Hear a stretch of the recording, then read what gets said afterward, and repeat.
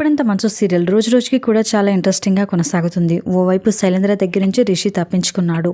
మరోవైపు వసు అనుపమలను రౌడీలు చుట్టుముట్టేశారు. ఇంతలో ఒక కొత్త హీరో ఎంట్రీ ఇచ్చాడు. అతడు రిషి కాదు, కానీ అచ్చం రిషిలానే ఉన్నాడు. మరి ఆ కొత్త హీరో ఎవరు అని ఆడియన్స్ అందరూ కూడా ఆలోచిస్తున్నారు.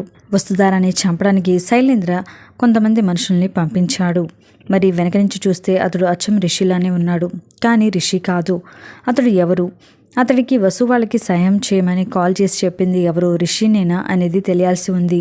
అయితే ఈ కొత్త హీరో ఎంట్రీ చూస్తుంటే కొత్త కథ ఏదో మొదలవుతుంది అని అనిపిస్తోంది. మరి శైలేంద్ర నుంచి తప్పించుకున్న రిషి మరి ఎప్పుడు వస్తాడో వేచి చూడాలి.